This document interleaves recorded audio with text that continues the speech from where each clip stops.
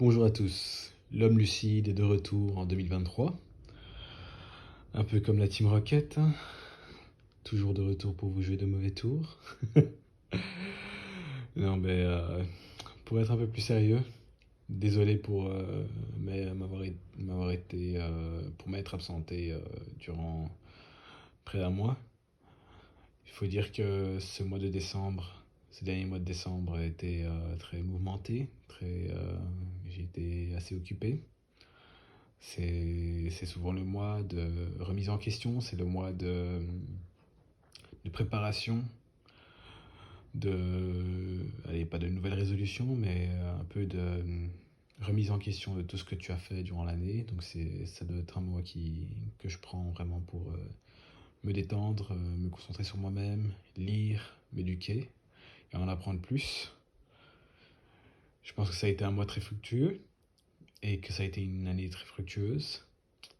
Donc aujourd'hui, euh, ça me fait plaisir de reprendre cette chaîne en 2023 pour vous faire parvenir plus d'infos extrêmement importantes, extrêmement rationnelles, qui vous permettront d'être à tous des hommes lucides.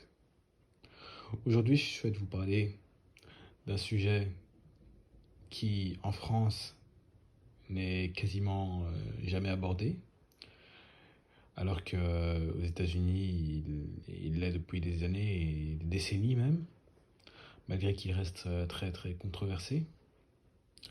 Et c'est celui de l'intelligence. L'intelligence humaine. Donc, quand on parle d'intelligence, ici en tout cas en Europe, on aime bien définir les gens de façon plus ou moins positive en rapport avec l'intelligence. On dit ah oui, lui il est intelligent, ah, lui il est très, lui il est très, il est très logique, il a de bonnes capacités abstraites, mais on quantifie rarement l'intelligence. On est rarement capable de quantifier l'intelligence. On est capable de dire que quelqu'un est plus ou moins intelligent, est fort en maths, quelqu'un est fort en tout ce qui est raisonnement logique, et quelqu'un, allez, souvent quand quelqu'un fait de grandes études, quand quelqu'un parle de nombreuses langues, on se dit waouh, qu'est-ce que t'es intelligent. Et le corollaire, c'est évidemment de dire de quelqu'un qui est bête, stupide, idiot. Mais on n'a pas vraiment de moyen de quantifier ça vraiment. Bah, il faut savoir qu'il existe un moyen de quantifier cette intelligence. Et vous en avez déjà tous entendu parler.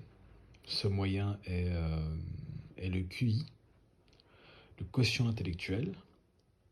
C'est une mesure qui a été d'ailleurs inventée par un Français dans les années 30, un homme du nom de Binet, qui souhaitait justement mesurer l'intelligence humaine pour pour permettre aux jeunes hommes intelligents qui allaient à l'école, de pouvoir se distinguer et de montrer un peu de quoi ils étaient capables pour, euh, pour tout simplement être détectés et hissés au haut de la hiérarchie de la société du temps d'avant. Donc qu'est-ce qui est problématique à cette idée de QI, de quotient intellectuel? Bon, ben, quand on est capable de mesurer le quotient intellectuel et qu'on est capable de dire qu'est-ce qu'un haut quotient intellectuel et qu'est-ce qu'un bas quotient intellectuel, ben, ce qui suit directement, c'est que les personnes à haut quotient intellectuel sont directement euh, désignées comme intelligentes. Et les personnes, par exemple, qui ont un QI, disons, de 130 et plus, sont même considérées comme surdouées. Mais encore une fois, le corollaire, c'est que si tu es une personne à un QI en dessous de 80, en dessous de 85, on pourrait même dire en dessous de 90, tu es considéré comme une personne de bête, stupide. Et si tu as un QI de moins de 70, ben presque, en tout cas en Europe, tu es considéré comme pas attardé mental, mais quelqu'un qui souffre de grands retards cognitifs. grave. Donc cette idée de prendre en compte le QI est quelque chose que je vous recommande de prendre en compte. C'est quelque chose que je vous recommande de faire d'ailleurs, de connaître votre QI, parce que le QI, en plus d'être une mesure d'intelligence, c'est une mesure très prédictive de votre futur, et de votre futur surtout économique. Une personne à haut QI sera capable d'apprendre rapidement, de réagir rapidement à des changements, de trouver des solutions innovantes à des problèmes, de penser de façon très abstraite et de faire souvent de longues études et de longues études compliquées. Donc une personne à haut QI serait capable par exemple de faire de longues études en physique, tandis qu'une personne à QI moyen serait capable de faire des études moyennes, à durée moyenne, que ce soit peut-être un bachelier, une licence. Mais se faire un master, ce serait déjà beaucoup plus compliqué, et faire un doctorat, ce serait hors de portée. C'est bien de connaître son QI, comme ça, tu es capable de connaître un peu quelles sont tes limites, quelles sont les possibilités que tu as, qui s'offrent à toi, et connaître aussi ce à quoi tu peux prétendre.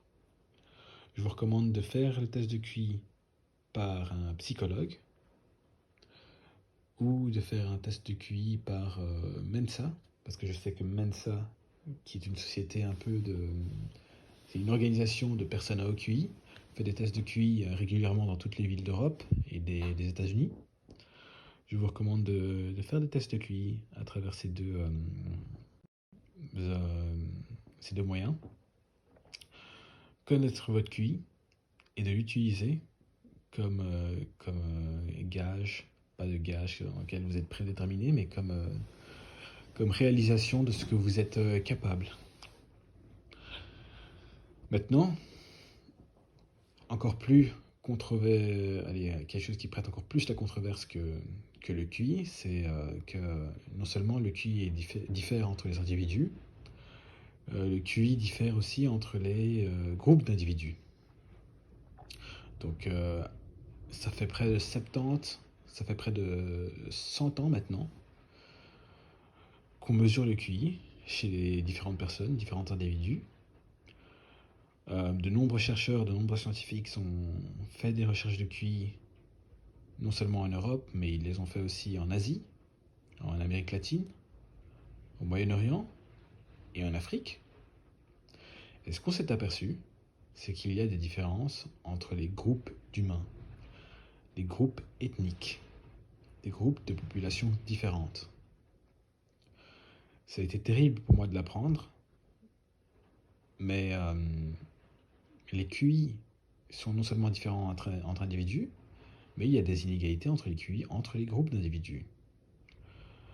D'après les études de Richard Lynn, Philip Rushton, Charles Murray,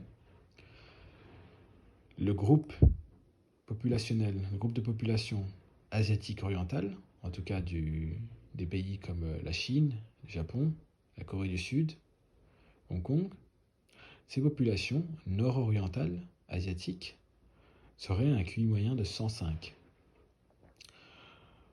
Les populations européennes, en tout cas occidentales, et les populations européennes blanches occidentales auraient un QI en moyenne de 100. Les populations africaines auraient un QI moyen de 85 quand elles vivent dans un pays du premier monde, c'est-à-dire les populations africaines qui vivent en Europe ou dans n'importe quel pays d'Occident, États-Unis, Australie, ce que vous voulez.